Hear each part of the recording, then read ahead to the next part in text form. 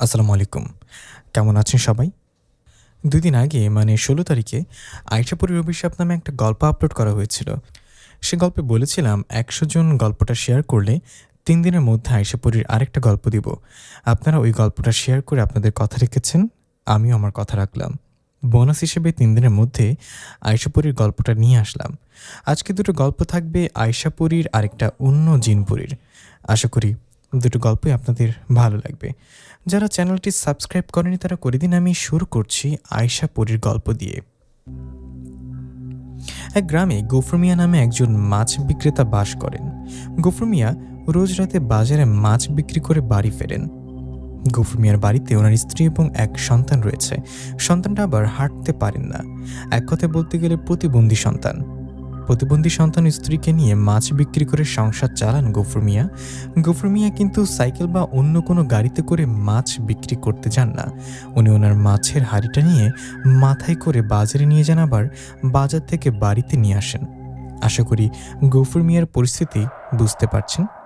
এখন মূল গল্পে ফিরি। রোজ দিনের মতো একদিন বাজারে ইলিশ মাছ বিক্রি করতে যান গফুর মিয়া। তো সেদিন মাছ বিক্রি করতে করতে বেশ রাত হয়ে যায়, কিন্তু সবগুলো মাছ বিক্রি করতে পারেন না। গফুর মিয়া শেষ পর্যন্ত চেষ্টা করেন মাছগুলো যেন কেনা রেটে হলেও বিক্রি করতে পারেন, কিন্তু সেটাও আর ভাগ্য হয় না। তো শেষমেশ সবগুলো মাছ বিক্রি করতে না পেরে গফুর মিয়া মনে মনে বলেন, আজকে আর সব মাছ বিক্রি করতে পারবো না। হাটে তো তেমন লোকজন নেই, এদিকে রাতও গভীর হয়েছে, বাড়িতে স্ত্রী আবার চিন্তা করবে। মাছগুলো বাড়িতে নিয়ে যেয়ে এগুলো আমরাই খাবো। এই ভেবে বিক্রি না হওয়া ৩টা ইলিশ মাছ নিচের হাড়িতে নিয়ে গিয়ে গফুর মিয়া রওনা করেন বাড়ির দিকে। গ্রামের নির্জন রাস্তা আকাশের ৪টা মেঘের আড়ালে ঢাকা পড়েছে, আবার ঝলমল করে আলো ফুটে উঠছে। এরকম পরিবেশে বাড়ির দিকে হেঁটে চলেছে গফুর মিয়া। গফুর মিয়া হাঁটছে আর পেছনে ঘুরে দেখছেন হাট থেকে এই পথ দিয়ে কেউ ফিরে কিনা। কাউকে পেলে ভালো হতো, গল্প করতে করতে বাড়ির দিকে যাওয়া যেত। কিন্তু রাস্তায় উনি কাউকেই দেখতে পান না। কেউ না আসায় একা একা হাঁটতে থাকেন। গফুর মিয়ার বাড়ি যাবার পথে সামনে একটা শ্মশান পড়ে। শ্মশানের পাশে একটা পুকুর, আর পুকুরটা পেরিয়ে আর একটু সামনে গেলে একটা ব্রিজ বা কালভার্ট পড়ে। যাই হোক, গফুর মিয়া হাঁটছে। উনি হাঁটতে হাঁটতে এক সময় সেই শ্মশানের কাছাকাছি আসলে ওনার ভিতরে একটু ভয় কাজ করে। কারণ উনি লোকে মুখে শুনতেন এই জায়গাটা ভালো না, অনেকের সাথে অনেক কিছু ঘটেছে এই জায়গাটাতে। এসব ভেবে ওনার একটু ভয় করলেও উনি সাহস করে দ্রুত হাঁটতে থাকেন। গফুর মিয়া যখন শ্মশানের কাছে এসে শ্মশানটা অতিক্রম করে সামনে যাবে, এমন সময় পেছন থেকে মোটা ভারী কণ্ঠে কেউ বলে ওঠে, গফুর মিয়া, মাছ কি তুই একাই খাবি? আমাদেরও দে, আমরাও খাই। তোর হাড়িতে থাকা মাছগুলো আমাদের দিয়ে যা। এরকম আওয়াজ শুনে গফুর মিয়া পেছনে ঘুরে তাকায়, কিন্তু কাউকে দেখতে পান না। পেছনে কাউকে না দেখে আবারও হাঁটতে থাকলে আবারও পেছন থেকে কেউ বলে ওঠেন, কি হলো? বললাম না মাছগুলো দিয়ে যা। ওগুলোর উপর আমাদের লোভ পড়েছে। পরপর ২বার এই কথা শুনে ও পেছনে কাউকে না দেখে গফুর মিয়া বুঝতে পারেন বিষয়টা স্বাভাবিক না, আর যারা কথা বলছে এরাও সাধারণ কোনো মানুষ না। এরকম কিছু বুঝে গিয়ে গফুর মিয়া ভয়ে আরও বেড়ে যায়। তখন গফুর মিয়া মনে মনে চিন্তা করেন, সর্বনাশ, আমার হাড়িতে থাকা মাছগুলোর উপর নিশ্চয়ই জিনদের নজর পড়েছে, তাই ওরা এইভাবে আমার পিছু লাগছে। কিন্তু আমি ওদের একটা মাছও দেব না। এই ভেবে গফুর মিয়া সাহস করে বলে ওঠেন, আমি কেন আপনাদের মাছ দিব? এগুলো মাছ আমি আমার পরিবারের জন্য নিয়ে যাচ্ছি, আমি আপনাদের কোনো মাছ দিতে পারবো না।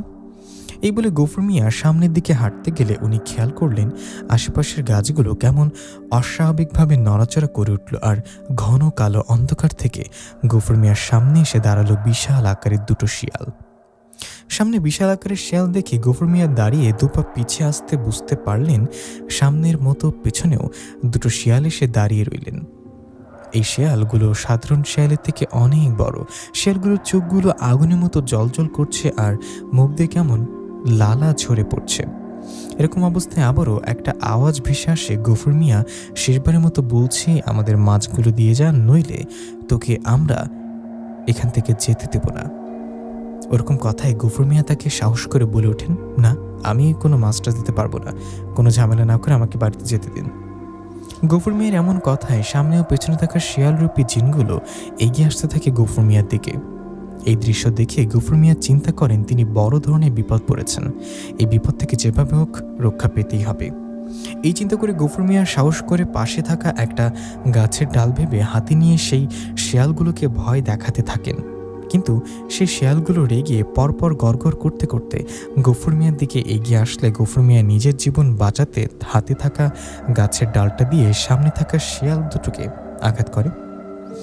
গফুর মিয়া একটা শেয়ালের মাথায় একটা শেয়ালের পায়ে সজোরে আঘাত করে।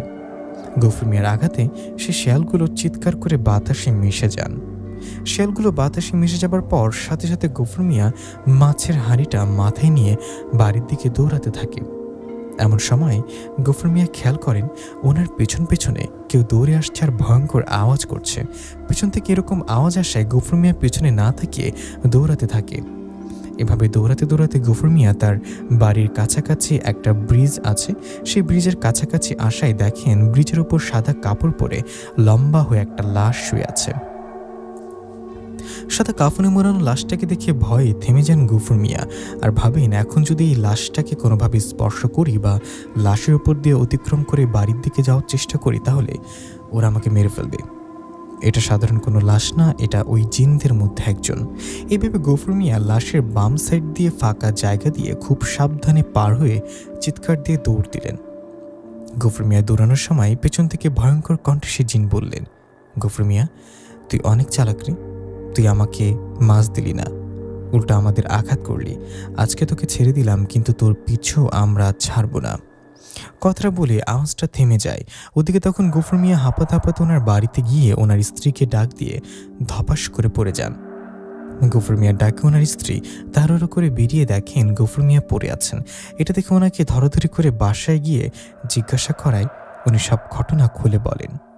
সব শুনে গফুর মিয়ার স্ত্রী বলেন, আল্লাহ বড় বাঁচিয়েছে, তুমি আগে ঘরে ঢুকো না, তোমাকে গরম পানিতে দিই, গরম পানিতে গোসল করে আগুনের স্পর্শ লাগালে তারপর ঘরে ঢুকো। এই বলে গফুর মিয়াকে গরম পানি করে দিলে উনি গরম পানি গায়ে দিয়ে গোসল সেরে আগুনে স্পর্শ নিয়ে ঘরে গেলেন। ঘরে গিয়ে বিছানায় বসে খাবার খেতে লাগলেন। এদিকে তখন পাশে ওনার স্ত্রী খেতে খেতে বললেন, হ্যাঁ গো তুমি আজকে এত রাত করলে কেন? আর কি কেউ ছিল না? একা একা ফিরছিলা যে? স্ত্রীর কথায় গফুর মিয়া বললেন, আজকে মাছগুলো সব বিক্রি করতে পারিনি, সব মাছ বিক্রি করার ধান্দায় কখন যে এত রাত হয়ে গেছে বুঝতেও পারিনি। বেশি রাত হলে বাড়ির দিকে আসতে যাব, কিন্তু তখনই রাস্তায় কেউ ছিল না যে তার সাথে সাথে করে বাড়িতে ফিরবো। একা একা ফিরছিলাম আর সাথে মাছ থাকায় সে জিনেরা আমার মাছের লোভ দেয়। ভাগ্য ভালো আর রহমতে বাড়িতে ফিরতে পেরেছি। এই বলে খাবার খেয়ে শুয়ে পড়েন গফুর মিয়া। গফুর মিয়া শুয়ে পড়ার পরে ঘুমের মাঝে একটা স্বপ্ন দেখেন। গফুর মিয়া দেখেন তার সামনে 4টা কালো ছায়ার মতো অবয়ব দাঁড়িয়ে আছে এবং বলছে, গফুর মিয়া তুই আমাদের আঘাত করার শাস্তি পাবি, আমরা তোকে সহ তোর স্ত্রী ও সন্তানকে শেষ করে দিব, তোকে আগে পঙ্গু করবো তারপর মেরে ফেলবো। এরকম স্বপ্ন দেখে সকালে ঘুম ভেঙে যায় গফুর মিয়ার। গফুর মিয়ার ঘুম ভেঙে গেলে উনি বুঝতে পারেন শরীরে অনেক জ্বর আসছে ওনার। জ্বর আসায় স্ত্রীকে ধরে কষ্ট করে উঠে বিছানা থেকে উঠে হাত মুখ ধুয়ে আবার এসে শুয়ে পড়ে বিছানায়। ওইদিকে ওনার স্ত্রী কিছুক্ষণ পর গফুর মিয়াকে খাবার খাওয়ানোর পর ওষুধ খাইয়ে দেন। ওষুধ খেয়ে শুয়ে থাকেন গফুর মিয়া, কিন্তু সারাদিন চলে গেলেও উনি শরীরেও কোনো উন্নতি হয় না। এভাবে দিনটা শুয়ে কাটিয়ে দেন গফুর মিয়া। দিন শেষে রাত আসলে শুরু হয় আরেকটা ঘটনা। গফুর মিয়ার স্ত্রী তার রান্নাঘরে রান্না করতে গেলে বা বাইরে টিউবওয়েলে পানি পান করতে গেলে দেখেন মুখ কালো, ঘোমটা দেয়া লম্বা একটা কেউ দাঁড়িয়ে কান্না করছে।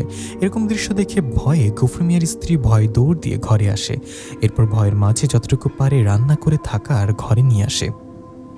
এরপর রাতে খাবার খেয়ে শুয়ে পড়েন গফুর মিয়ার স্ত্রী সন্তান ও গফুর মিয়া। শুয়ে পড়ার পর শুরু হলো আরেক ভয়ের কাণ্ড। একটু পর ওদের ঘরের ঘরটা কেঁপে ওঠে আর মনে হয় ঘরের বাইরে কয়েকজন হাঁটাহাঁটি করছে, ভয়ঙ্কর রকম প্রাণীর আওয়াজ করছে। এরকম ভয়ঙ্কর আওয়াজ শুনে গফুর মিয়া ও তার স্ত্রী ভয়ে দোয়া কালাম পড়তে থাকে। এভাবে বেশ কিছুক্ষণ পর এসব আওয়াজ থেমে গেলে গফুর মিয়া ও তার স্ত্রী ঘুমিয়ে যান। গফুর মিয়া ঘুমানোর পর গত রাতের মতো এই রাতেও গফুর মিয়ার স্বপ্নে সেই জিনেরা আসে আর বলেন, গফুর মিয়া তোকে বলছি না তোকে ছাড়বো না আমরা, কাল থেকে বুঝতে পারবি আমাদের আঘাত করার মজা, কাল থেকে তোর পঙ্গু হবার দিন শুরু, আমি তোকে সহ তোর পরিবারকে শেষ করে তবেই ছাড়বো। এই বলে ওই জিনেরা চলে যায়। ওরা চলে যাওয়ার পর গফুর মিয়ার ঘুম ভেঙে যায় আর ভয়ে ও চিন্তায় বাকি রাতটুকু না ঘুমিয়ে পার করে দেন গফুর মিয়া। সকাল হয়। সকালে স্ত্রীকে সব ঘটনা খুলে বলেন গফুর মিয়া। সব শুনে উনি স্ত্রীর বলেন, আমরা যা দেরি করার করেছি, আমাদের আর দেরি করা ঠিক হবে না, তোমাকে আজকেই কোনো কবিরাজ দেখাতে হবে।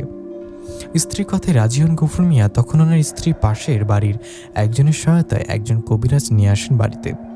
কবিরাজ বাড়িতে আসার পর গফুর মিয়াকে দেখেন, এরপর সব শুনে বলেন, আমি আগে খোঁজ নিয়ে দেখি কথাটা বলে কবিরাজ খোঁজ খবর নিয়ে বললেন, আমার দ্বারা এই কাজ হবে না। তখন গফুর মিয়া বলেন, কেন? গফুর মিয়ার কথার জবাবে কবিরাজ বলেন, আপনার পেছনে লাগছে 4 জন পিশাচ জিন।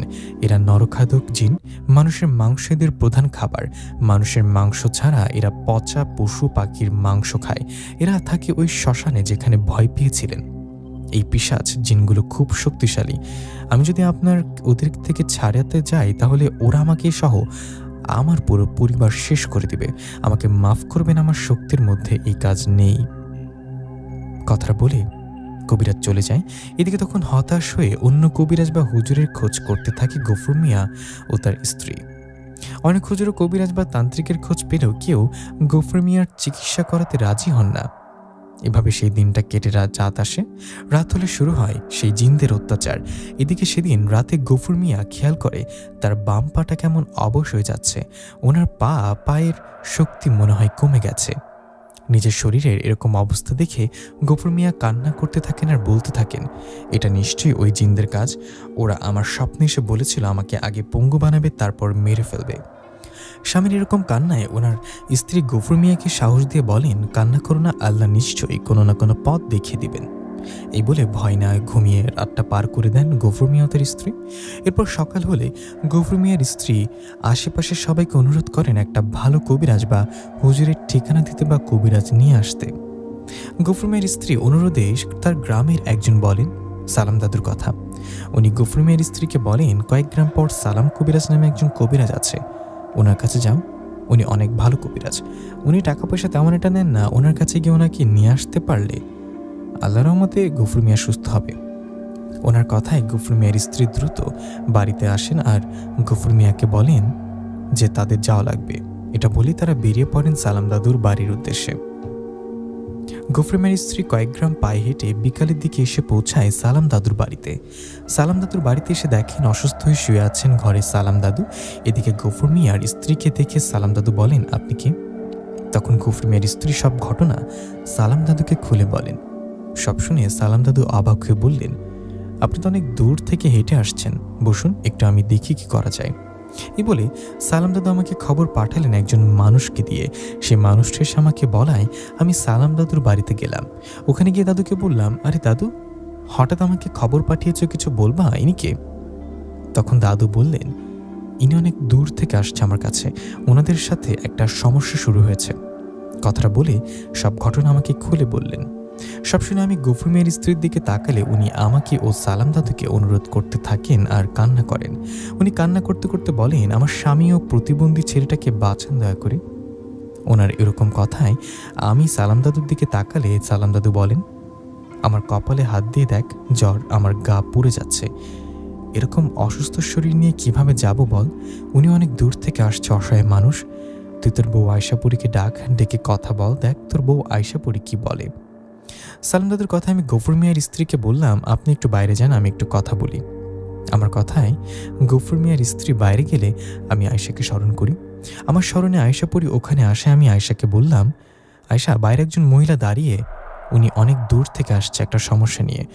ওনার স্বামী ও প্রতিবন্ধী ছেলের কথা শুনে অনেক খারাপ লাগলো। এদিকে দেখো সালাম দাদু অনেক অসুস্থ, উনি বলছে উনি এখন কোথাও যেতে পারবে না। যদি তুমি ওদের একটু সাহায্য করতে তাহলে খুব ভালো হতো। আমার কথা আয়শা বললেন, তুমি কি বলো, তুমি কি চাও আমি ওনাকে সাহায্য করতে ওনার বাড়িতে যাই নাকি না? আয়শার কথা জবাবে আমি বললাম, আমি তো চাই ওনাকে সাহায্য করো। আমার কথা আয়শা বললেন, তাহলে আর কিছু বলতে হবে না, যেখানে তুমি রাজি সেখানে আমিও রাজি। আমি আমাদের ছেলে ইয়ামিনকে মায়ের কাছে রেখে আসছি, তুমি বাইরে দাঁড়িয়ে থাকো, মহিলাকে ঘরে ডাকো, এরপর ওনাকে বলো তুমি এখনই ওনার বাড়িতে যাবা। ওনার সাথে ওনার বাড়িতে হেঁটে গেলে অনেক দেরি হবে, তাই তুমি মহিলাটাকে বলবা তুমি যতক্ষণ না বলবা ততক্ষণ যেন উনি চোখ না খোলে, চোখটা যেন বন্ধ রাখে। উনি চোখ বন্ধ করলে আমি তোমাদের অল্প সময়ের মধ্যে নিয়ে যেতে পারবো ওদের বাড়িতে। তুমি ওনাকে ডাকো, ঘরে।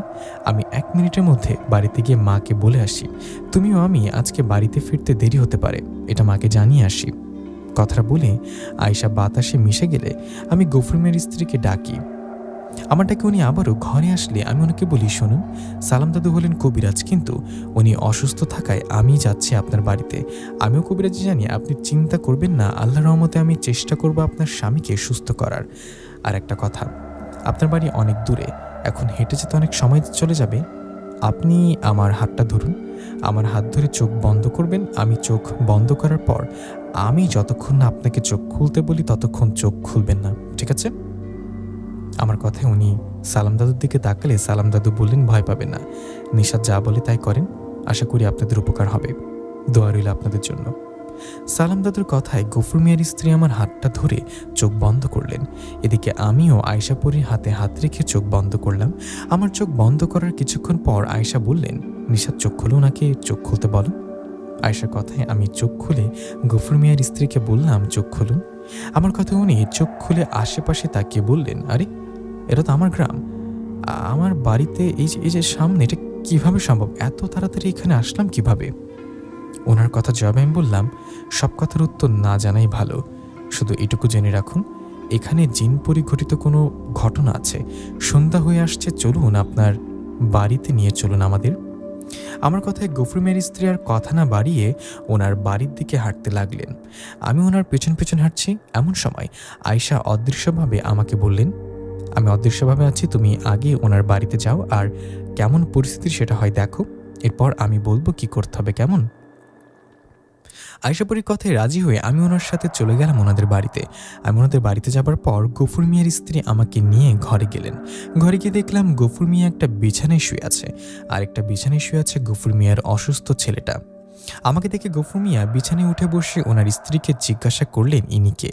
তখন গফুর মিয়ার স্ত্রী বললেন, ইনি সালাম কবিরাজের নাতি হন, ইনিও কবিরাজি জানেন, তোমাকে দেখতে নাকি নিয়ে আসলাম। তখন আমি গফুর মিয়াকে বললেন, আচ্ছা চাচা, আপনার সাথে কি এর আগেও কখনো ভয়ের ঘটনা ঘটেছিল নাকি? এটাই প্রথম, খেয়াল করে বলুন তো। আমার কথা জবাবে গফুর মিয়া বললেন, না বাবা, এটাই প্রথম। আমি অনেকদিন ধরে মাছ বিক্রি করি, অনেক সময় রাত করেও বাড়িতে ফিরেছি, কিন্তু এরকম ভয়ের ঘটনা কখনো ঘটেনি। কিন্তু এবার যে কি হলো, আমার সাথে থাকা মাছগুলোর উপর নজর দিল জিনেরা।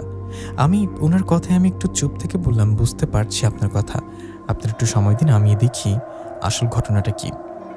এই বলে চোখ বন্ধ করে চুপ করে বসে রইলাম। আমি তো জানি এখানে আমার কোনো অবদান নাই, আমি মিছে মিছে চোখ বন্ধ করে থাকার যা করার আয়েশা পরি করবে। আমি চোখ বন্ধ করে থাকায় আয়েশা ওই পিশাচ জিনদের বিষয়ে তথ্য নিয়ে আমাকে বললেন। তখন আমি চোখ খুলে গফুর মিয়াকে বললাম, আপনি সে রাতে গাছের ডাল দিয়ে শিয়ালরূপী জিনদের আঘাত করায় ওদের মধ্যে দুজন আঘাত পান, একটা জিন আঘাত পান আর একটা জিন পায়ে আঘাত পান। আপনি তো ওদের মাছ দেননি, উল্টো ওদের আঘাত করেছেন। আপনি ওদের আঘাত করায় ওরা আপনার পেছনে লেগেছে, আপনাকে ওরা অসুস্থ করতে চেয়েছে আগে, এরপর মেরে ফেলতে। এর জন্য আপনার একটা পা অবশ্যই যাচ্ছে আস্তে আস্তে। আমার কথা গফুর মিয়া তার স্ত্রী কান্না করতে করতে বললেন, আমাকে সাহায্য করুন, আমি তো কোনো দোষ করিনি, ওই জিনেরা শেয়াল রূপী আমার দিকে এগিয়ে আসছিল, ভয়ে আমি ওদের আঘাত করেছি, আমাকে প্লিজ সাহায্য করুন দয়া করে। গফুর মিহতের স্ত্রীর কান্না দেখে তার প্রতিবন্ধী ছেলেটাও কান্না করছেন। ওদের কান্না দেখে আমি সবাইকে শান্ত করে বললাম, আপনারা কান্না করবেন না, আল্লাহ রহম করলে আমি চেষ্টা করব আপনাকে শান্ত করার। এই বলে চুপ করে রইলাম। তখন আয়েশা আমাকে বললেন, নিশাদ, আমি এই বাড়িতে থাকলে ওই জিনেরা এখানে হাজির হবে না, তোমাকে ওদের হাজির করার যা যা রিচুয়াল লাগবে সব বলে দিচ্ছি, তুমি এসব নিয়ে গফুর মিয়ার শরীরে ওই জিনদের হাজির করাও। তুমি ওদের হাজির করে অনুরোধ করবে ওরা যেন গফুর মিয়াকে ছেড়ে যায়। ওরা গফুর মিয়াকে ছেড়ে যাবার বিনিময়ে যদি মিষ্টি বা ছাগল এসব দাবি করে সেটাতেও রাজি হবা, কেমন? কথাটা বলে আয়েশা সেই বাড়ির সীমানা থেকে দূরে সরে গেল। এদিকে তখন আমি গফুর মিয়াকে আমার সামনে বসিয়ে আয়েশার শেখানো পদ্ধতিতে সেই জিনদের হাজির করার চেষ্টা শুরু করলাম। এভাবে বেশ কিছুক্ষণ চলার পর হঠাৎ করে ঘরটা নড়াচড়া করে গফুর মিয়ার শরীরে এসে হাজির হলো সেই 4 জন পিশাচ জিন। সেই পিশাচ জিনগুলো গফুর মিয়ার শরীরে হাজির হবার সাথে সাথে গফুর মিয়ার চোখগুলো সাদা হয়ে গেলেন। এটা দেখে গফুর মিয়ার স্ত্রী ভয় পেয়ে গেলে আমি ওনাকে সাহস দিয়ে বললাম, ভয় পাবেন না। এ বলে গফুর মিয়ার শরীরে হাজির হওয়া জিনদের উদ্দেশ্য করে বললাম, আপনারা কে কোথা থেকে আসছেন, আমার সাথে কথা বলুন। আমার কথায় সেই জিনেরা কিছু না বলে চুপ করে রইলেন। এটা দেখে আমি আবারও বললাম, কথা বলুন, আমি আপনাদের সাথে কথা বলতে চাই। কিন্তু এবারও ওরা কিছু না বলে চুপ করে রইলেন। ওরা চুপ থাকায় আমি আবার কথা বলতে বললাম। ওরা এবার একটা ভয়ঙ্কর হাসিতে বললেন, তোর সাথে কথা বলবো না, কি করবি তুই? তুই তো বাচ্চা ছেলে, তোর এত বড় সাহস কিভাবে হয় আমাদের হাজির করার? জিনদের কথা আমি বললাম, আপনারা এই গফুর মিয়ার পেছনে কেন লাগলেন, কেন ওনাকে কষ্ট দিচ্ছেন? আমার এরকম কথায় পিশাচ জিনগুলো বললেন, আমরা কি করব না করব সেটা তোর কাছে জানতে হবে না। গফুর আমাদের আঘাত করেছে, আমরা ওকে ছাড়বো না। আমরা তো গফুরকে মারবো, সাথে ওর পরিবারের কাউকেই ছাড়বো না। ওর পরিবার তো শেষ হবেই, সাথে যে কবিরাজ বা হুজুর আমাদের পেছনে লাগাবে তাকেও শেষ করে দেব। তুই বাচ্চা ছেলে, আমাদের হাজির করেছিস, এখন এখান থেকে পালিয়ে যা। যদি না যাস তাহলে আজকে হবে তোর শেষ দিন। পিশাচ জিনদের এরকম কথায় আমি ভয় না পেয়ে বললাম, দেখুন গফুর মিয়া না বুঝে এমনটা করেছে। আপনারা তো জিন, আপনারা শেয়াল রূপে ওদের দিকে এগিয়ে আসলে উনি তো ভয় পাবে, তাই না? তাই আঘাত করেছে আপনাকে। আপনারা ওনাকে ছেড়ে চলে যান, ওরা অনেক অসহায়। আপনারা গফুর মিয়ার জানের বিনিময়ে কিছু চাইলে বলেন, সাধ্যের মধ্যে সেটাই দেয়া হবে। আমার এরকম কথা ওরা হাসতে হাসতে বলল, আমরা যাই গফুর মিয়ার জান চাই, আর সেটা আমরা নিয়ে যাব। তুই এখান থেকে চলে যা, নইলে গফুরের আগে তোকে মারবো আমরা। জিনের কথা আমি বুঝতে পারি এরা আমার কথায় বুঝবে না, বোঝার মতো ভালো জিন এরা না। এই ভেবে আয়েশাকে স্মরণ করলাম। আমার স্মরণে আয়েশা সেখানে আসলে গফুর মিয়ার শরীরে থাকা জিনগুলো এবার ভয় পেয়ে বলে ওঠেন, আয়েশা পড়ি, আপনি এখানে কেন? আমরা বুঝতে পারছি, আমরা এই গফুর মিয়াকে ছেড়ে চলে যাব। আজকের পর আর ওনাকে কোনো রকম বিরক্ত করবো না, আমরা চলে যাচ্ছি। এই বলে আয়েশাপুরীর ভয়ে সেই জিনেরা গফুর মিয়ার শরীর ছেড়ে চলে যায়। ওরা চলে যাবার পর জ্ঞান হারিয়ে বিছানায় পড়ে যায় গফুর মিয়া। তখন গফুর মিয়ার স্ত্রী ও আমি মিলে গফুর মিয়াকে শুয়ে দিয়ে ওনার জ্ঞান ফেরাই। ওনার জ্ঞান ফেরানোর পর ওরা দুজন আমাকে বলেন, বাবা, আপনি আমাদের এই সমস্যাটা সমাধান করতে পারবেন আমি ভাবতে পারিনি। আমরা অনেক কবিরাজের কাছে গিয়েছিলাম, এতে কোনো লাভ হয়নি। কোনো কবিরাজ আমাকে সাহায্য করার সাহস করেনি। আমরা তো অনেক গরিব বাবা, ততটা টাকা পয়সা নেই, তবুও যতটা পারলাম আপনাকে দিলাম, এই টাকাটা নিন। কথাটা বলে ওরা আমাকে কিছু টাকা দিতে আসলে আমি বললাম, আরে কি করেন, আমার কোনো টাকা লাগবে না। আপনাদের সমস্যার কথা শুনে আমার মনে হলো আপনাদের সাহায্য করা দরকার। আমি আল্লাহর রহমতে আপনাদের সাহায্য করতে পেরে অনেক খুশি। আমার টাকা পয়সা লাগবে না, আমার জন্য দোয়া করবেন। আশা করি আজকের পর আর কোনো সমস্যা হবে না, ওই জিনেরা আর ফিরে আসবে না। এরপর বলা তো যায় না, যদি কোনো সমস্যা হয় তাহলে আরেকবার কষ্ট করে সালাম দাদুর বাড়িতে যাবেন। এই বলে সেখান থেকে বেরিয়ে বাড়ির দিকে যেতে লাগলাম। তখন আয়েশা আমার কাছে আসলে আয়েশাকে বললাম, আয়েশা, ওরা তোমাকে দেখে ভয় পালিয়ে যাবে ভাবতে পারিনি। ওরা মনে হয় তোমার বিষয় জানে, তাই না? আমার কথা আয়েশা বললেন, হ্যাঁ জানে মনে হয়। আর তখন আমি ওদের সামনে ভয়ঙ্কর রূপে হাজির হওয়ায় ওরা মনে হয় বুঝতে পারে আমার ক্ষমতা সম্পর্কে। আমার ভয়ঙ্কর রূপ দেখে ভয়ে মাফ নিয়ে চলে গেছে শুনে খুশি। আচ্ছা, আমাকে নিয়ে তাড়াতাড়ি বাড়িতে চলো, রাত হয়ে গেছে, মা বা বাবার চিন্তা করবে। আমার কথায় আয়েশাপুরি আমাকে বাড়িতে নিয়ে গেলেন। কি ভাবছেন গফুর মিয়ার ঘটনা এখানে শেষ? না, এখনো বাকি। আমরা বাড়িতে যাবার পর ঘুমিয়ে পড়ি। এভাবে কেটে যায় 3টা দিন। 3 দিন পর একদিন সকালে আমি ও আয়েশাপুরি ঘরে কথা বলছিলাম। এমন সময় দেখলাম আয়েশাপুরি বলল, নিশাত, সালাম দাদু কেন জানি আমাকে স্মরণ করছে, একটু অপেক্ষা করো তো, গিয়ে দেখে আসি দাদু কেন ডাকছে। কথাটা বলে আয়েশা বাতাসে মিশে গেলেন, আর কিছুক্ষণ পর ফিরে এসে বললেন, নিশাত, সালাম দাদু বাড়িতে যাও, তুমি যাও, আমি আসছি। আয়েশার কথায় আমি কোনো কথা না বাড়িয়ে চলে গেলাম সালাম দাদুর বাড়িতে। আমি সালাম দাদুর বাড়িতে গিয়ে দেখলাম গফুর মিয়া ও তার স্ত্রী দাঁড়িয়ে আছে। আমি ওনাদের দেখে বললাম, কি ব্যাপার, আপনারা এখানে কেন? আর কোনো সমস্যা হচ্ছে নাকি? আমার কথায় গফুর মিয়া ও তার স্ত্রী অঝরে কান্না করতে করতে গফুর মিয়া বললেন, বাবা, আপনি 3 দিন আগে আমার বাড়ি থেকে ওই 4 জন পিশাচ জিনকে ছাড়ানোর পর 3 দিন ভালো ছিল, কোনো সমস্যা হয়নি। 3 দিন পরের দিন মানে গতকালের মধ্যরাতের দিকে আমার ঘুম ভেঙে যায়। আমার ঘুম ভেঙে যেতে আমি যে দৃশ্য দেখি সেটা দেখার আশা আমি কখনো করিনি। আমি দেখি সেই পিশাচ জিনের শেয়ালের রূপে আমার ছেলের বুকের উপর বসে আছে, আমার ছেলের বুকের মাংস ছিঁড়ে ছিঁড়ে খাচ্ছে। এটা দৃশ্য দেখে আমি একা দেখিনি, আমার সাথে আমার স্ত্রীও দেখেছে। আমরা এই দৃশ্য দেখে চিৎকার শুরু করি। আমাদের চিৎকারে সেই শেয়ালরূপী পিশাচ জিনগুলো বাতাসে মিশে যান। ওদের বাতাসে মিশে যাওয়ায় আমাদের চিৎকারে অনেকে আসে। সবাই এসে আমার ছেলের এরকম আধা খাওয়া লাশ দেখে ভয় পেয়ে যায়। কেউ ভয়ে ছেলের কাছে আসতে চায় না। আমরা তো বাবা মা, কেউ কাছে না আসায় আমরাই ওর আধা খাওয়া লাশের গোসল করে এরপর আজ সকালে ওর দাফন কাফন সম্পন্ন করি। আমার প্রতিবন্ধী ছেলেটাকে ওরা এইভাবে হত্যা করবে আমরা ভাবতে পারিনি বাবা। কথাটা বলে বুক ফাঁকা কান্না করতে থাকেন দুজনে। ওদের কান্না দেখে আমার চোখে পানি চলে আসে। তখন আমি পাশে থাকা আয়শার দিকে তাকালে দেখলাম আয়শার চোখে পানি চলে এসেছে। তখন আয়শা আমাকে বললেন, নিশাত, তুমি গফুর মিয়া তার স্ত্রীকে সালাম দাদুর বাড়িতে গিয়ে বসিয়ে একটু অপেক্ষা করতে বলো। আমি বেঈমানদের শাস্তি দিয়ে আসি। ওরা দুনিয়ায় যে প্রান্তে থাকুক ওদের আজকে শেষ করে আসবো। কথাটা বলে আয়শাপুরী সেই 4 জন পিশাচ জিনদের কাছে যাওয়ার আগে সেই জিনেরা আয়শাপুরীর সামনে চলে আসলেন। সেই জিনগুলো এসে আয়শাপুরীকে বললেন, আয়শাপুরী, কি ভাবছিস? তোর ভয় আমরা পালিয়ে যাব?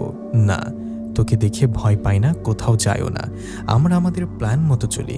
সেদিন তোর সাথে একটু অভিনয় করেছিলাম। আমরা তোকে এক চুলো ভয় পাই না। আমরা নরখাদক পিশাচ জিন। শোন আয়শাপুরী, আমাদের পেছনে যে লাগে বা আমাদের যে আঘাত করে আমরা তাকে ছাড়ি না। জীবন দিয়ে হলেও তাকে শেষ করি। আমরা আগে গফুর মিয়ার সন্তানকে হত্যা করেছি।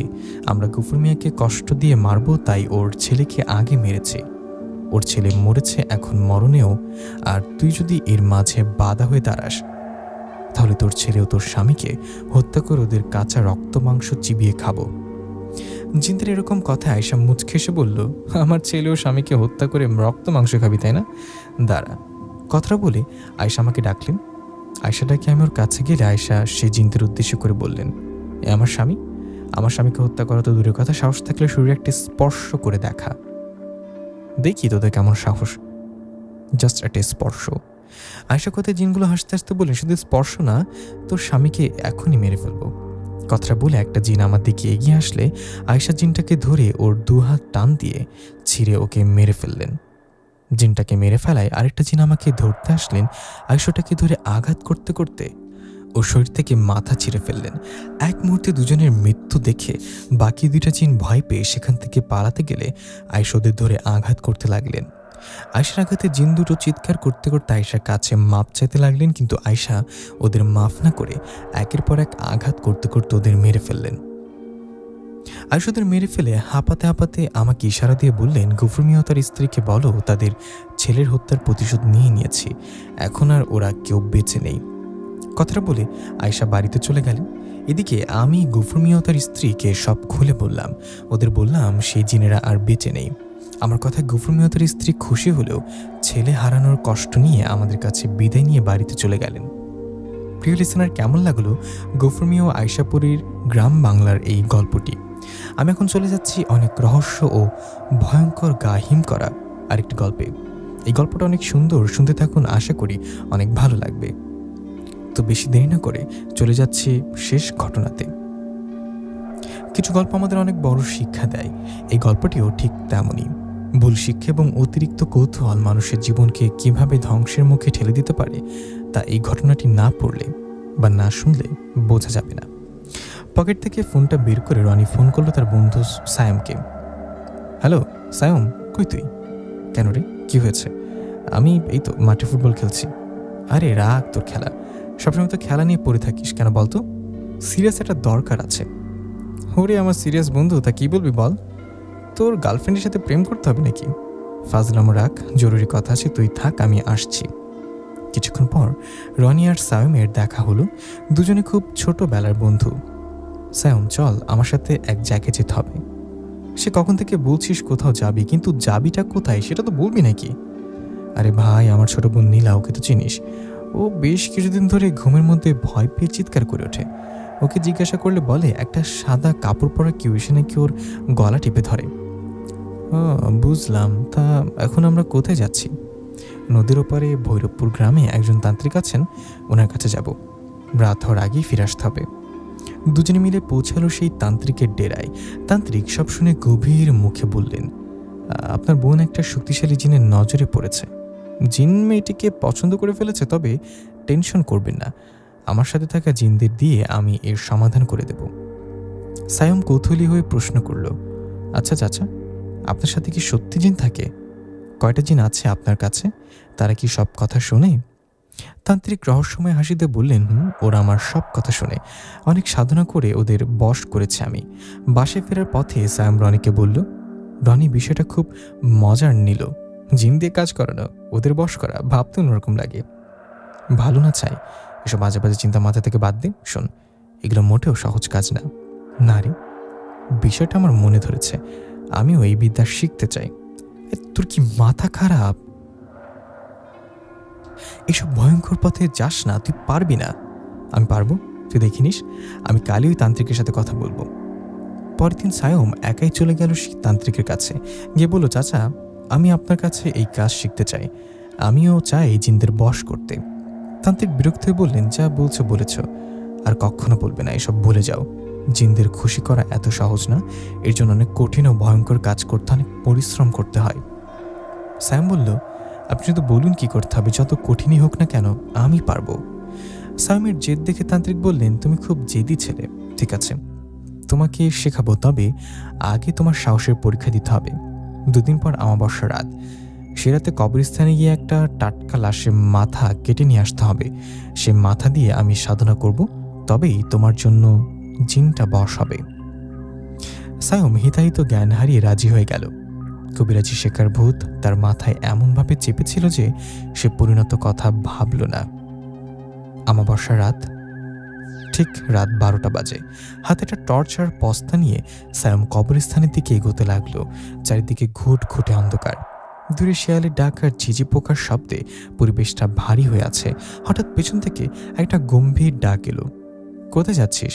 ফিরে যা, ফিরে যা।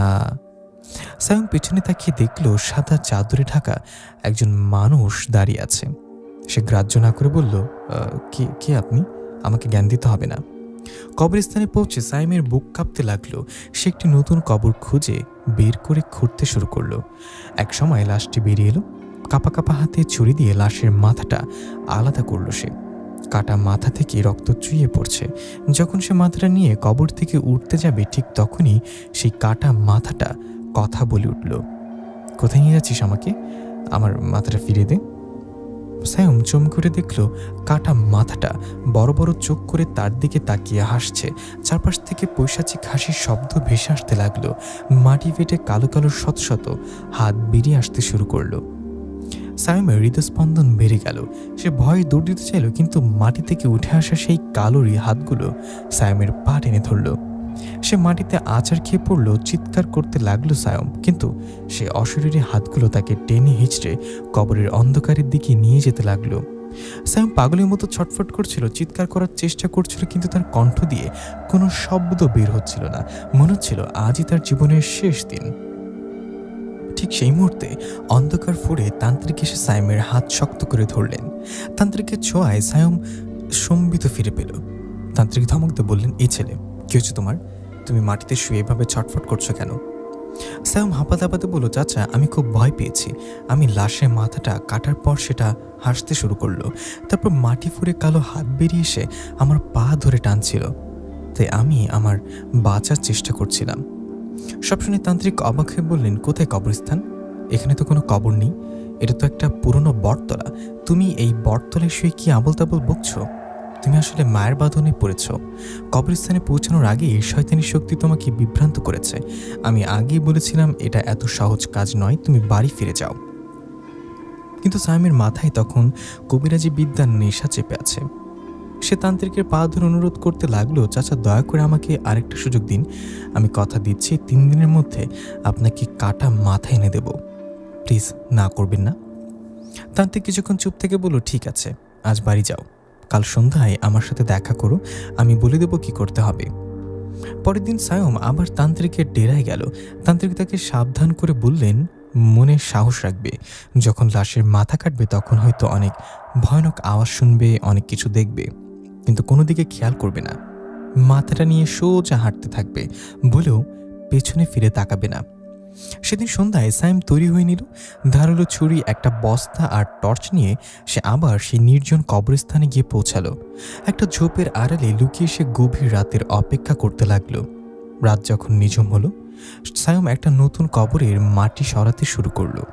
ভয় বুক টিপটিপ করছিল, কিন্তু সে থামল না। কবর খোঁড়া শেষ করে সে কবরের ভেতরে নামল এবং লাশের দেহ থেকে মাথাটা আলাদা করে ফেলল। ভয়ে তার শরীর কাঁপছিল।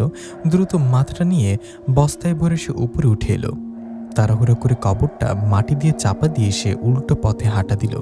কবরস্থান থেকে বেরোনোর মুখে হঠাৎ পেছন থেকে পরিচিত একটা ডাক এলো। আরে সায়ম, এই সায়ম শোন। ডাকটা ছিল তার প্রাণের বন্ধু রনির। সায়ম চমকে উঠল। তান্ত্রিকের সেই সাবধানকারীর কথা ভুলে গিয়ে সে হুট করে পেছনে ফিরে তাকালো। দেখল অন্ধকারে রনি দাঁড়িয়ে আছে। সায়ম অবাক হয়ে বলল, কিরে রনি, তুই এখানে কি করছিস? কিভাবে আসলি? রনি অদ্ভুতভাবে হেসে বলল, আরে আমি তো তোরে পিছে পিছে আসছিলাম। কাজ শেষ করে একাই চলে যাচ্ছিস? বোকা ছেলে, তোর যদি লাশের মাথা লাগতো তবে আমাকে বলতে, আমি দিয়ে দিতাম। এই বলে রনি নিজের হাতে থাকা দা দিয়ে নিজের মাথায় এক কোপে শরীর থেকে আলাদা করে ফেলল। ধর থেকে মাথাটা মাটিতে পড়ে গড়গড়ি খেতে খেতে অট্টহাসিতে ফেটে পড়ল। এদিকে মাথা কেটে ফেললাম, আয় মাথা নিবি? নিয়ে যা, আয় আয় আয়, নিয়ে যা না। ভয়ে সায়মের মাথা ঘুরতে লাগলো।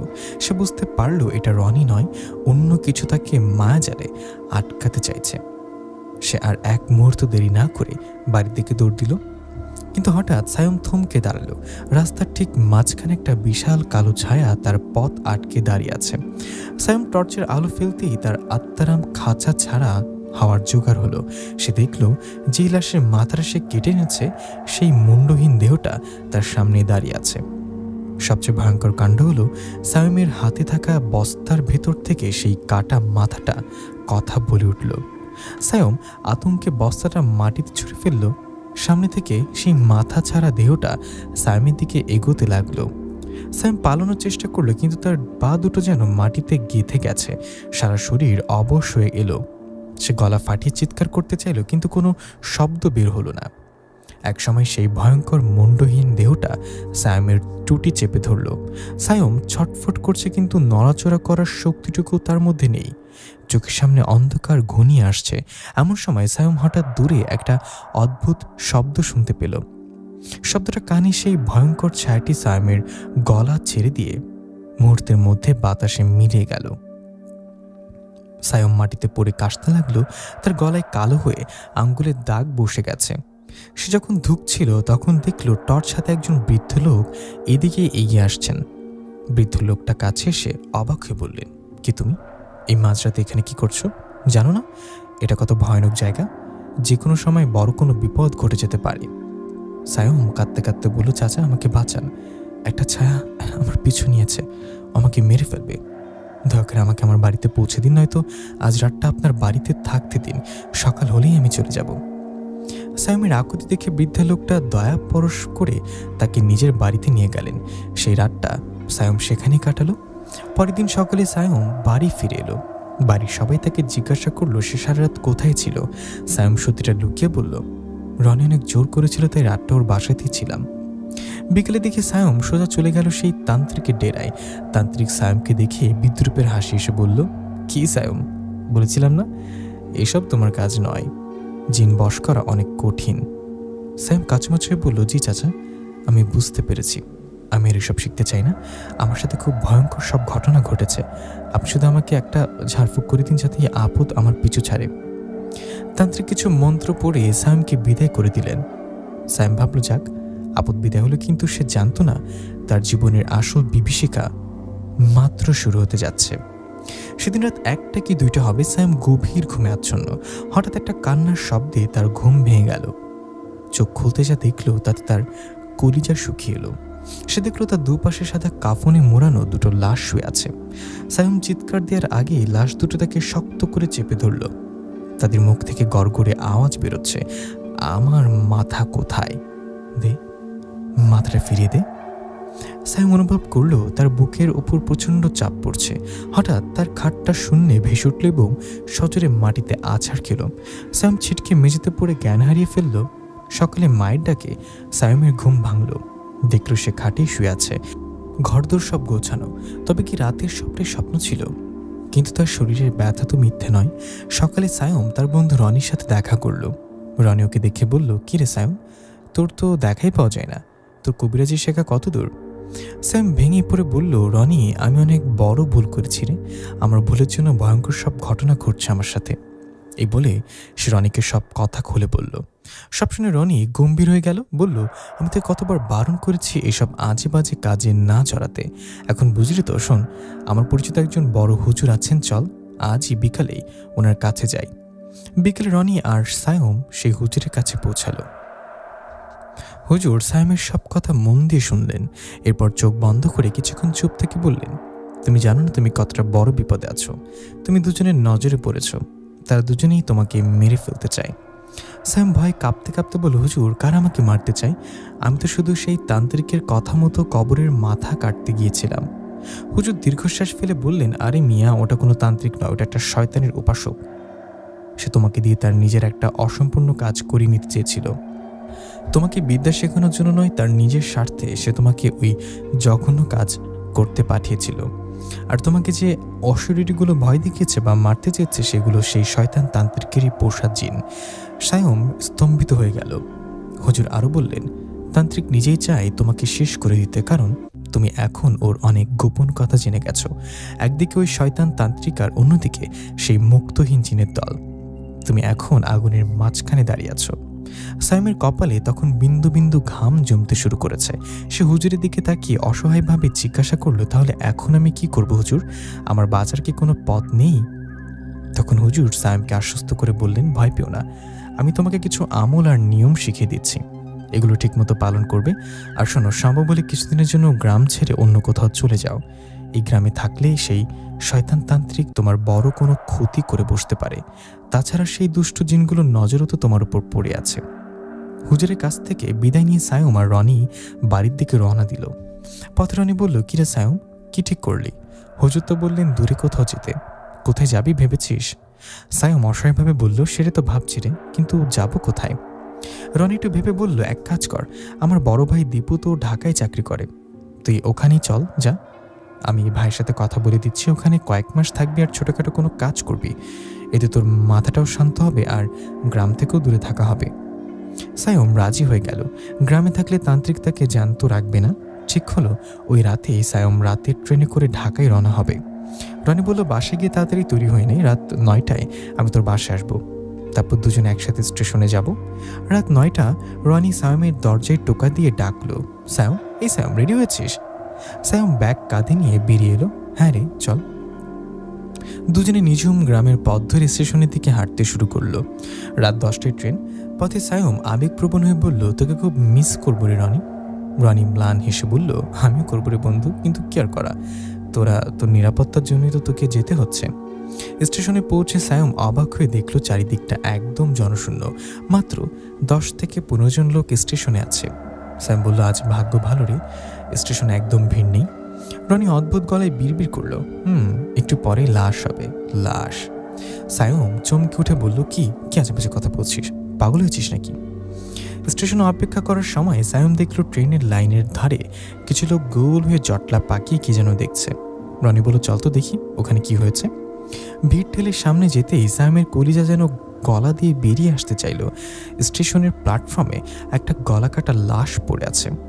সায়ম সাহস করে লাশের মুখের দিকে তাকাতেই আতকে উঠল। সেটা আর কারোর লাশ নয়, খোদ সায়মের নিজের লাশ। সে একটা আকাশ ফাটা চিৎকার দিয়ে রনির দিকে ফিরল, রনি দেখ, এটা কে, বাঁচা আমাকে। কিন্তু সায়ম পেছনে ফিরতে দেখল সেখানে রনি নেই। রনির জায়গায় দাঁড়িয়ে আছে সেই ভয়ঙ্কর মুন্ডহীন ধরটা। সেই মাথা ছাড়ার শরীরটা ঘর ঘরে আওয়াজে বলতে লাগলো, কিরে, আমার মাথা দিবি না? কোথায় মাথাটা, কোথায়? আমার খুব কষ্ট হচ্ছে, দে আমার মাথা, দিয়ে দে। এই বলেই সেই বিভীষিকা পৈশাচিক হাসিতে ফেটে পড়ল। মুহূর্তে স্টেশনের ভিতরে থাকা অন্য মানুষগুলো তাদের রূপ বদলে ফেলল। তারা সবাই হিংস্র কুকুরের রূপ নিল, যারা লাল চোখে সায়মের দিকে তাকিয়ে আছে। মনে হচ্ছে এই বুঝি তাকে ছিঁড়ে খাবে। সায়ম বুঝলো সে আবার কোনো মায়ার জালে আটকে পড়েছে, কিন্তু এবার পালানোর কোনো পথ নেই।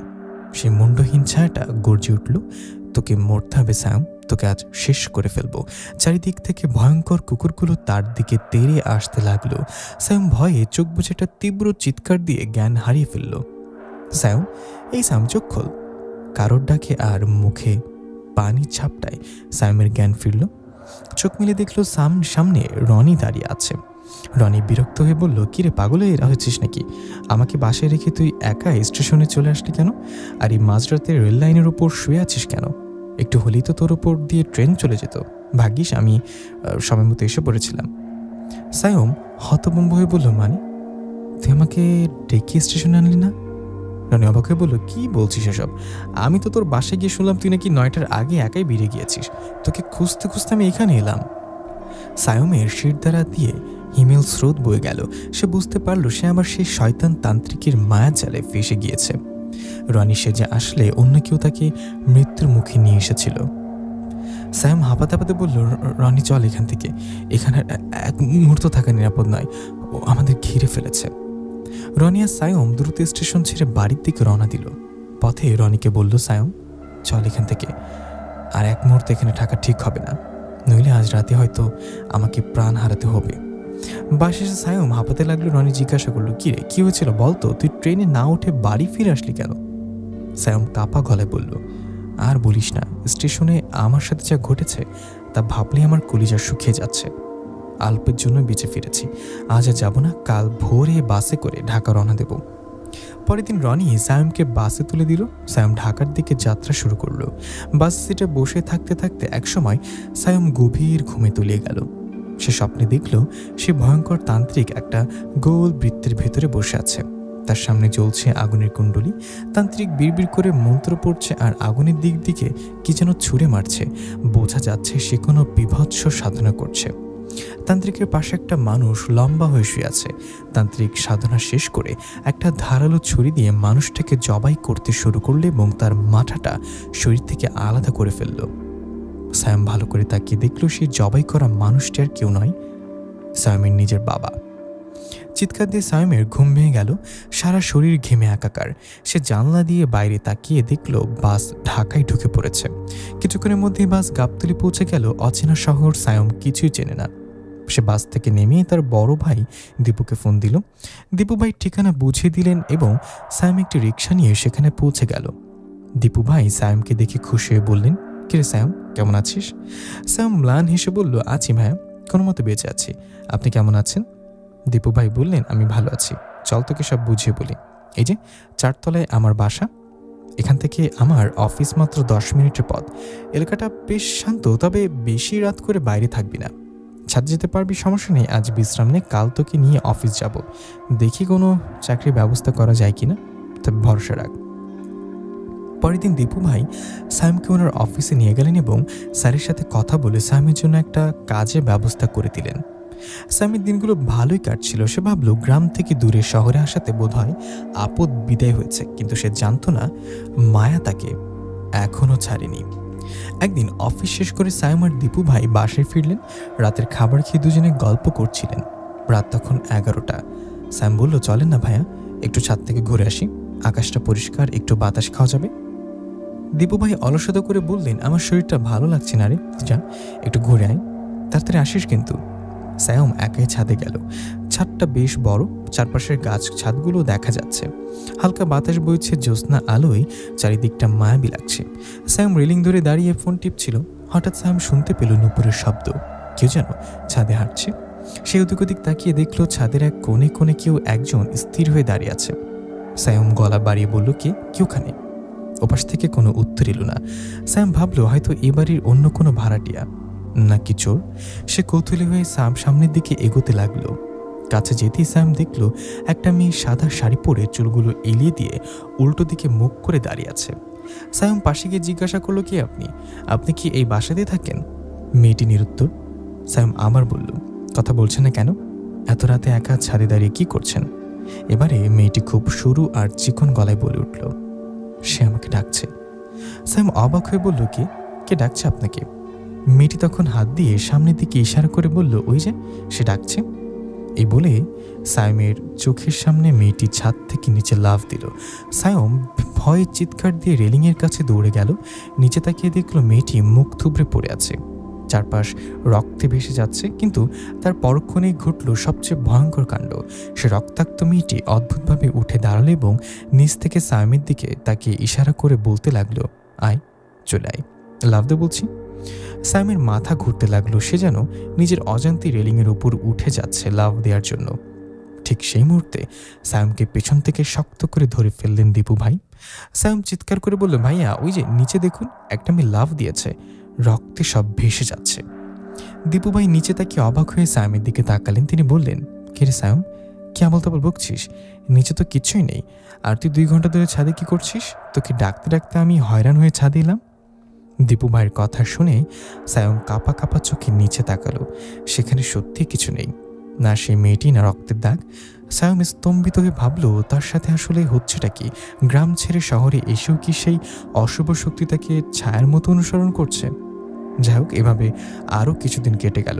একদিন গভীর রাতের ঘটনা। সায়ম ঘুমে আচ্ছন্ন ছিল, হঠাৎ তার ঘুম ভেঙে গেল এক অদ্ভুত আওয়াজে। তার মনে হলো ওয়াশরুমের ভেতরে কেউ ফিসফিস করে কথা বলছে। সায়ম পাশে তাকিয়ে দেখল দীপুভাই অঘরে ঘুমাচ্ছে। রুমের দরজাটাও ভেতর থেকে বন্ধ, তাহলে ওয়াশরুমে কে? সায়ম সাহস সঞ্চয় করে লাইটটা জ্বালিয়ে দিল, তারপর গুটি গুটি পায়ে এগিয়ে গেল ওয়াশরুমের দিকে। দরজাটা আধ খোলা ছিল। সায়ম আস্তে করে ধাক্কা দিতে যে দেখল তাতে তার হার্ট ফেল করার দশা। সে দেখল 2টো বিভৎস কালো অবয়ব একটা লাশের পাশে ছিটে নারী ভিড়ি চিবিয়ে চিবিয়ে খাচ্ছে। সায়মকে দেখতেই তার রক্তমাখা মুখটা পৈশাচিক হাসিতে বলল, কিরে খাবি? একটু রক্ত খাবি? সবচেয়ে ভয়ানক ব্যাপার হলো, যেই লাশটা নারী ভুড়ি তারা খাচ্ছিল সেটা ছিল গ্রামের সেই শয়তান তান্ত্রিকের লাশ। সায়ম চিৎকার দিয়ে ছিটকে রুমে চলে এলো। সে দীপু ভাইকে ডাকার চেষ্টা করলো, ভাইয়া ভাই উঠুন, দেখুন ওয়াশরুমে কি যেন হচ্ছে। কিন্তু রুমে ঢুকতেই সায়মের পা জমে বরফ হয়ে গেল। সে দেখল বিছানায় আরও কয়েকটা কালো ছায়া দীপু ভাইয়ের বুক চিরে কলিজা বের করে খাচ্ছে। এই দৃশ্য সায়মের সহ্যর অতীত ছিল। সে জ্ঞান হারানোর উপক্রম হয়ে পেছনের দেয়ালে সজোরে ধাক্কা খেল। মাথায় প্রচণ্ড চোট পেল সায়ম। সে আবছা অন্ধকারে সায়ম দেখল মাথা ছাড়া সে ভয়ানক দেহটা তার সামনে এসে দাঁড়িয়েছে। সে ঘরঘরে আওয়াজে বলল, কিরে কি দেখছিস? তোকে এভাবে মরতে হবে? আমি তোকে আর তোর পরিবারকে তিলে তিলে শেষ করে দেব। ছায়াটা হাসতে হাসতে আরও বলল, আজ ওই তান্ত্রিককে মারলাম, 2 দিন তান্ত্রিক সে এসছে আমার মাথা দিয়ে সাধনা করতে। অনেক পাওয়ার লাগবে ওর, তাই না? দিলাম ওর ঘাটটা মোটকে, এরপর তো তোর পালা। সায়ম আর সইতে পারল না। অন্ধকার থেকে গ্রাস করলো। সে জ্ঞান হারিয়ে মেঝেতে পড়ে গেল। পরের দিন সকালে দীপু ভাইয়ের ডাকে সায়মের জ্ঞান ফিরল। দীপু ভাই স্বাভাবিকভাবে ডাকছিলেন সায়মকে, এই সায়ম ওঠ, অফিস যাবি না? আর কত ঘুমাবি? সায়ম এক লাফে উঠে বসে দীপু ভাইয়ের শরীরে হাতড়ে দেখতে লাগলো। সে আতঙ্কে জিজ্ঞাসা করলো, ভাইয়া আপনি ঠিক আছেন তো? আপনার কিছু হয়নি তো? দীপু ভাই অবাক হয়ে বলল, আরে আমার আবার কি হবে, আমি তো ঠিকই তো আছি। তুই কি কোনো খারাপ স্বপ্ন দেখছিলি নাকি? সায়ম চুপ হয়ে গেল। তবে কি রাতে ওই বিভীষিকা শুধুই মায়া ছিল? ঠিক তখনই সায়মের ফোনে একটা কল এলো। তার বন্ধু রনি ফোন করেছে। সায়ম ফোনটা রিসিভ করতে ওপাশ থেকে রনি উত্তেজিত গলায় বলল, কিরে সায়ম, খবর শুনেছিস? কি খবর? আরে সে তান্ত্রিক তো কাল রাতে মারা গেছে, পুলিশের লাশ উদ্ধার করেছে। জানিস সায়ম, লাশটা দেখে না কলিজা ফেটে যাচ্ছিল, মনে হচ্ছিল কি ওর ঘাটটা একদম মোটকে দিয়েছে। আপদ বিদায় হয়েছে রে, ও আর কোনো তোর ক্ষতি করতে পারবে না। রনি ফোনটা কেটে দিল, কিন্তু সায়ম পাথরের মতো বসে রইল। তার মানে রাতের ঘটনাটা মায়া হলেও তার ফলাফল সত্যি। সে মুন্ডহীন জিনিসটা সত্যি তান্ত্রিককে মেরে ফেলেছে, আর সে যাওয়ার আগে শাসিয়ে গেছে। তবে কি এবার সায়মের পরিবারের পালা? এক ভুলের মাসুল কি তার নিরাপদ পরিবারকেও দিতে হবে? এসব দুশ্চিন্তা সায়মকে কুরে কুরে খাচ্ছিল। তাকে বিমর্ষ দেখে দীপু ভাই বলে উঠলেন, কিরে সায়ম, কি হয়েছে তোর? এত গম্ভীর হয়ে আছিস কেন? সায়ম আর লুকাতে পারল না। সে ফিসফিস করে বলল, ভাইয়া জীবনের একটা বড় ভুলের জন্য আজ আমি আমার পরিবার বিপদের মুখে। আমি ভেবেছিলাম গ্রাম ছেড়ে এখানে এলে সব ঠিক হয়ে যাবে, কিন্তু সে অশুভ শক্তি আমাকে এখনও খুঁজে বের করেছে। আমার ভয় হচ্ছে ভাইয়া, গ্রামের বাড়িতে বাবা মায়ের কিছু হয়ে না যায়। আমার মনে হয় না আমার আর ঢাকায় থাকা ঠিক হবে। আমি কাল সকালেই গ্রামে ফিরে যাব। দীপু ভাই চিন্তিত মুখে বললেন, এ তো অনেক বড় বিপদ। যা ভালো মনে হয় কর সায়ম, গ্রামে গিয়ে দেরি না করে সেই হুজুরকে সব জানাস। পরের দিন সায়ম দীপু ভাইয়ের কাছ থেকে বিদায় নিয়ে গ্রামের উদ্দেশ্যে রওনা দিল। সারা পথ তার মন কুডাক ডাকছিল। বাস যখন গন্তব্যে পৌঁছালো তখন সন্ধ্যা পেরিয়ে গেছে। বাইরে প্রচণ্ড বৃষ্টি হচ্ছে। সায়ম বাধ্য হয়ে বাস স্ট্যান্ডের পাশের একটা দোকানে আশ্রয় নিল। সেখানে এক কাপ চা নিয়ে সে বৃষ্টি থামার অপেক্ষা করতে লাগলো, কিন্তু বৃষ্টির কোনো নামগন্ধ নেই। এদিকে রাত বাড়ছে, রাস্তাঘাটে কোনো রিক্সা বা অটো পাওয়া যাচ্ছে না। প্রায় 3 ঘন্টা পর রাত যখন 10টা, তখন বৃষ্টি একটু কমলো। আকাশ তখন কালো মেঘে ঢাকা। সায়ম ফোন করে তার বাবাকে একটু এগিয়ে আসতে বলল। রাস্তার পাশে দাঁড়িয়ে থাকতে থাকতে হঠাৎ একটা রিক্সা এলো। সায়ম রিক্সাওয়ালাকে থামিয়ে বলল, চাচা, ওখানে ওই গ্রামে যাবেন? রিক্সাওয়ালা মাথা নিচু করে বলল, ওঠেন। রিক্সা চলতে শুরু করলো। ঘড়িতে তখন 10টা 30। চারপাশ একদম নির্জন। সায়ম নিস্তব্ধতা ভাঙতে বলল, চাচা, আপনার বাসা কোথায়? আপনি কি রোজ এত রাতে রিক্সা চালান? ছেলেমেয়ে নেই আপনার? রিক্সাওয়ালা অদ্ভুত শীতল গলে উত্তর দিল, না বাবা, আমি সচরাচর রিক্সা চালাই না। আমাকে তো মালিক পাঠিয়েছে। মালিক বলেছে আপনাকে ঠিক জায়গায় পৌঁছে দিতে। সায়ম কথাটার অর্থ ঠিক বুঝতে পারল না। এভাবে কিছুক্ষণ যাওয়ার পর সায়ম খেয়াল করলো এলাকাটা তার চেনা মনে হচ্ছে না। সে আতঙ্কিত হয়ে বলল, আরে চাচা, এটা তো আমার বাড়ির রাস্তা না। আপনি আমাকে কোথায় নিয়ে যাচ্ছেন? আপনি বোধহয় ভুল করে কোনো অন্য রাস্তায় চলে এসেছেন। কিন্তু রিক্সাওয়ালা কোনো কিছু বলল না। চারিদিকে তাকিয়ে সায়মের কলিজা শুকিয়ে এলো। সে সেই পুরনো কবরস্থানের সামনে এসে পৌঁছেছে, যেখান থেকে সে লাশের মাথা কেটেছিল। সায়ম চিৎকার করে বলল, থামান, আমি এখানে কেন? কে আপনি? কথাটা শুনে এবার রিক্সাওয়ালা ধীরে ধীরে তার মাথাটা সায়মের দিকে ঘোরালো। কি ভয়ঙ্কর দৃশ্য! লোকটার শরীর সামনের দিকে ফেরানো, কিন্তু তার মাথা ঘাটটা মোটকে 180 ডিগ্রি ঘুরে সায়মের দিকে চলে এসেছে। সে বিকট শব্দে হেসে উঠল, তুই তো এখানেই থাকবি সায়ম, তোর মৃত্যু তো এখানে হওয়ার কথা। সায়ম এক লাফে রিক্সা থেকে নেমে দিক বেদিক জ্ঞানশূন্য হয়ে দৌড়াতে শুরু করলো। অন্ধকারে সে পথ হারিয়ে ফেলেছে। সামনে কোনো ঘরবাড়ি নেই, শুধু ঘন জঙ্গল আর নির্জনতা। সে কাঁপতে কাঁপতে তার বাবাকে কল দিল, কিন্তু ঠিক কোথায় আছে তা সে নিজেও জানে না। হঠাৎ দূরে একটা টিমটিমে আলো দেখে সায়মের একটু ভরসা হলো। আলোটার কাছে আসতেই দেখলো সেটা একটা ভ্যান, আর ভ্যানের ওপর চাদরে ঢাকা একটা লাশ। সায়ম দৌড়ে গিয়ে ভ্যানটা থামালো। ভাই ভাই দাঁড়ান, দয়া করে আমাকে একটু সাহায্য করুন, আমি পথ হারিয়ে ফেলেছি, খুব বিপদে পড়েছি। ভ্যান চালক নির্লিপ্ত মুখে বলল, কি সাহায্য করব? আমি তো লাশ নিয়ে হাসপাতালে যাচ্ছি। আপনার ভয় না লাগলে ভ্যানের এক কোণে উঠে বসতে পারেন, সামনে বড় রাস্তা পেলে নেমে যাবেন। সায়ম আর কিছু না ভেবে ভ্যানে উঠে বসল। এই নির্জন জঙ্গলের চেয়ে একটা লাশের পাশে বসে থাকাও তার কাছে তখন নিরাপদ মনে হচ্ছিল। ভ্যান চলতে শুরু করলো। মাঝে মাঝে সায়ম চাদরে ঢাকা লাশটার দিকে তাকাচ্ছিল। নিস্তব্ধতা কাটাতে সায়ম জিজ্ঞাসা করলো, আচ্ছা ভাই, লাশটা কার? কীভাবে মারা গেছে উনি? ভ্যান চালক ছোট করে উত্তর দিল, গলায় ফাঁস দিয়ে মারা গেছে। সায়ম চুপ হয়ে গেল। হঠাৎ সে খেয়াল করলো ভ্যানের উপর রাখা লাশটা যেন নড়াচড়া করছে। সায়মের বুক দগদগ করে উঠল। সে ফিসফিস করে বলল, ভাই ভাই দেখছেন, লাশটা মনে নড়ছে। ভ্যান চালকটা ঠান্ডা হাসিতে বলল, পাগল হয়ে গেছেন, লাশ আবার নড়ে নাকি?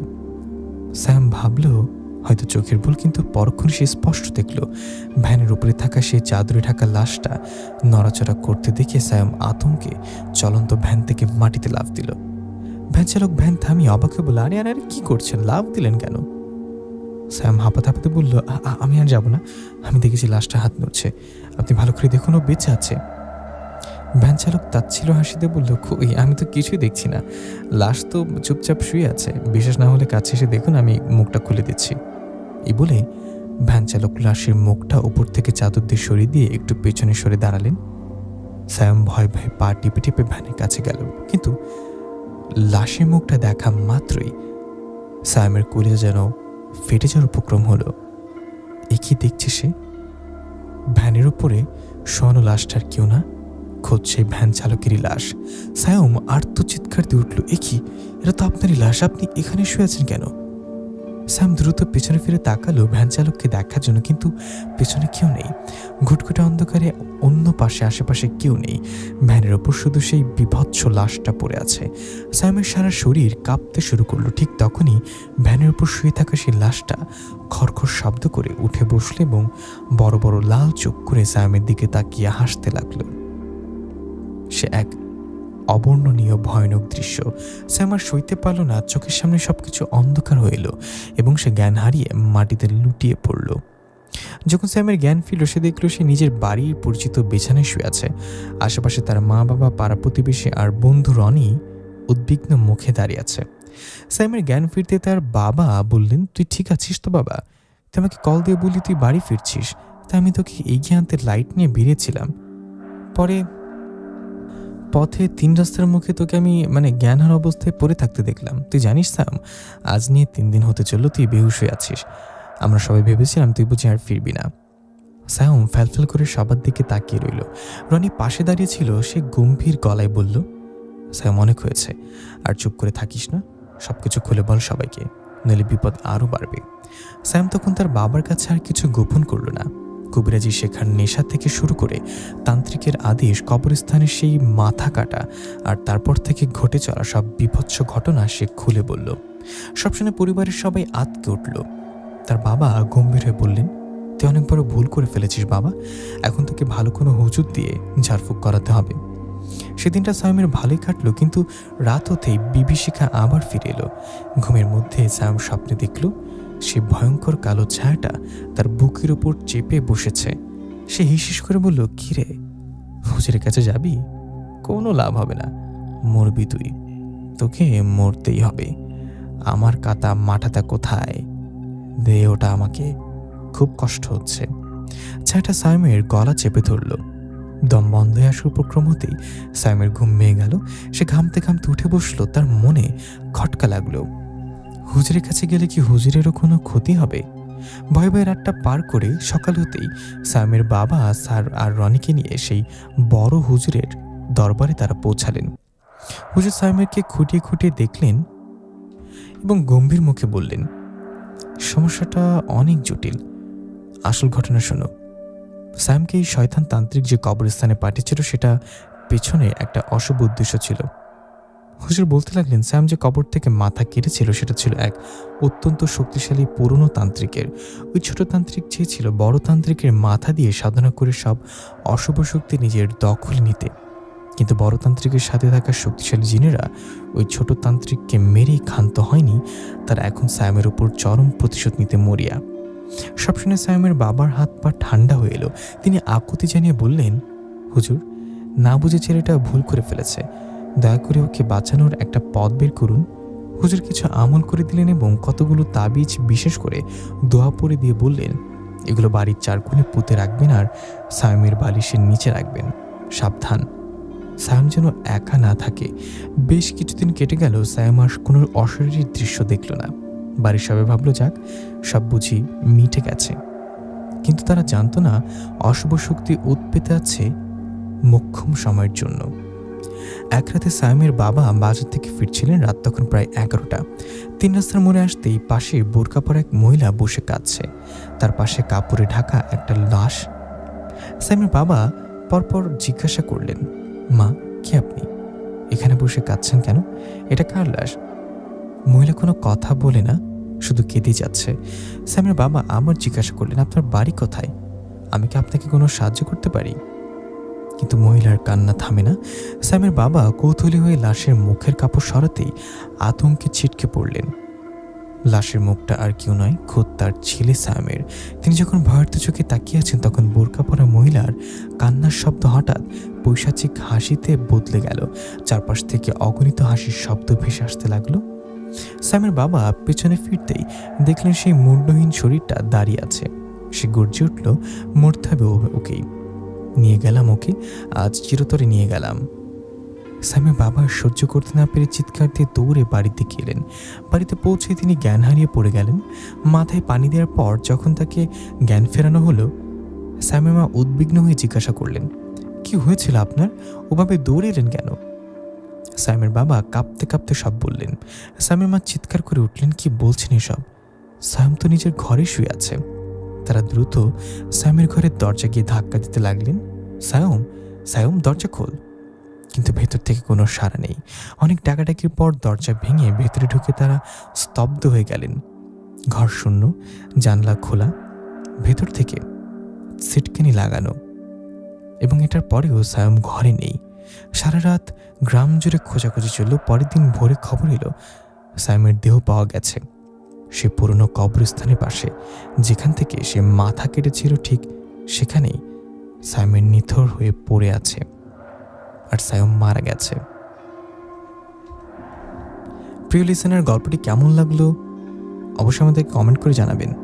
গল্পের শুরুতে বলেছিলাম না, ভুল শিক্ষা কিভাবে জীবন ধ্বংস করে দেয়। এখন বুঝতে পারলেন তো? একটা ছোট্ট ভুল বা অতিরিক্ত কৌতূহল মানুষের সাজানো জীবনকে তছনছ করে দিতে পারে। কালো জাদু, কুফরি বা খারাপ উদ্দেশ্য, আধ্যাত্মিক শক্তির চর্চা কখনোই ভালো ফল আনে না। যারা অন্ধকার পথে পা বাড়ে, অন্ধকারই তাদের গিলে ফেলে। আজকে দুটো গল্প কেমন লাগলো সবাই প্লিজ আমাদেরকে কমেন্ট করে জানাবেন।